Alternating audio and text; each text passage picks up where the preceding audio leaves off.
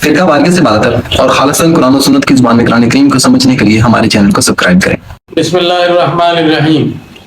ناظرین، ہم ذکر کر رہے تھے سورہ بقرہ کی آیت نمبر 23 اور 24 کے حوالے سے قرآن کریم کی وجوہ اعجاز کا، کہ قرآن کریم کس کس وجہ سے معجزہ ہے۔ 4 وجوہ کا ذکر ہم کر چکے ہیں، آج ہم 5ویں 6ٹھی وجہ بیان کرتے ہیں۔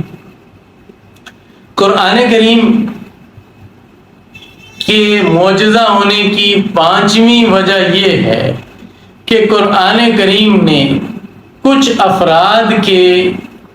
اندر کے خیالات کا انکشاف کیا ہے۔ کچھ لوگ یا گروہ ایسے تھے جنہوں نے اپنے خیالات یا اپنے دل میں آنے والے وسوسوں یا اپنے ارادوں کا ذکر کسی سے نہیں کیا تھا، وہ ان کے دل میں چھپی ہوئی باتیں تھیں، قرآن کریم نے ان کو ظاہر کر دیا، اور پھر ان افراد کے اقرار و اعتراف سے بات درست ثابت ہوئی۔ مثلا قرآن کریم ایک جگہ قرآن کریم نے ذکر کیا اذ ہمت طائفتان منکم ان تفشلا، کہ جب تم میں سے 2 گروہوں نے یہ ارادہ کیا کہ بزدلی دکھائے، یہ اور ان دونوں گروہوں کا جنگ کے بعد انہوں نے اعتراف کیا کہ ہاں واقعی ہمارا ارادہ تھا کہ میدان جنگ چھوڑ کر بھاگ جائیں۔ اسی طرح نبی کریم صلی اللہ علیہ وسلم کے ایک نکاح سے متعلق بھی قرآن کریم کہتا ہے وَتُخْفِي فِي نَفْسِكَ مَا اللَّهُ مُبْدِيهِ وَتَخْشَى النَّاسَ وَاللَّهُ أَحَقُّ أَن تَخْشَاهُ۔ آپ اپنے دل میں وہ بات چھپائے بیٹھے تھے جس کو اللہ تعالیٰ ظاہر کرنے والا، اور آپ لوگوں سے ڈرتے تھے، اور اللہ اس بات کے زیادہ لائق ہے کہ آپ اس سے ڈریں۔ اور اسی طرح قرآن کریم نے بعض افراد کے دل کے ارادوں کا ذکر کیا ہے کہ ان افراد نے یہ ارادہ کیا تھا، اور بعد میں ان افراد نے اعتراف کیا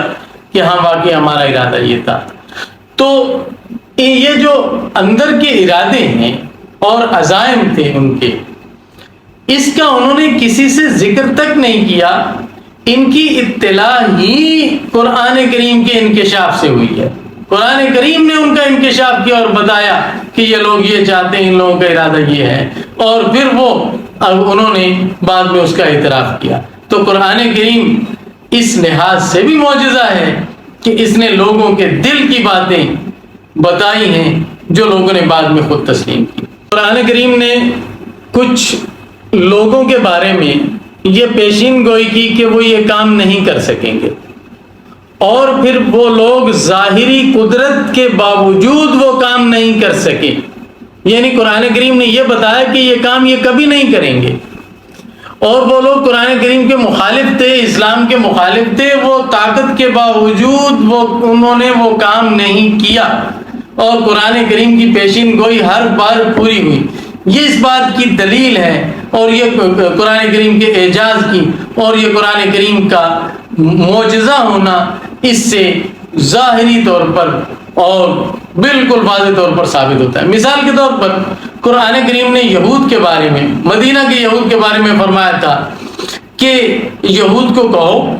اگر تم سچے ہو تو موت کی ایک دفعہ تمنا کر دو،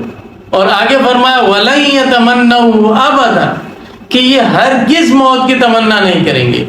اب یہود جو دن رات اسلام کو مٹانے کی کوششیں کرتے،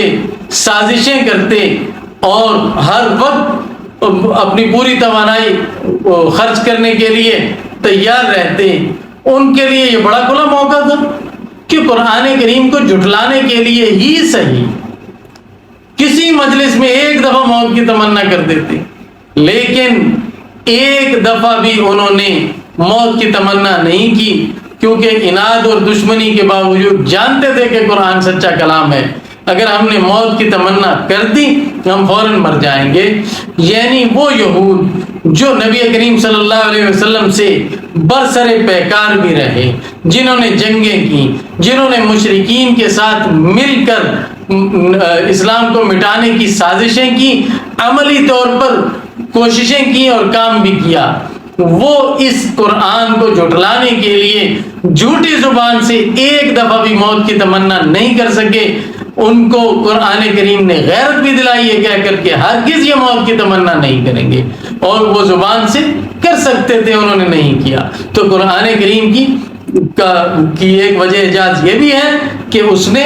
جن اقوام کے متعلق یا جن افراد کے متعلق یہ پیشین گوئی کی تھی کہ وہ یہ کام کبھی نہیں کر سکیں گے، وہ کام ان سے کبھی نہیں ہوا، حالانکہ وہ اس پر قادر تھے۔ اس کے علاوہ قرآن کریم کی دیگر وجوہ اعجاز بھی ہیں، وہ انشاءاللہ ہم آنے والی مجالس میں ان کا تذکرہ کریں گے۔ وآخر دعوانا ان الحمدللہ رب العالمین۔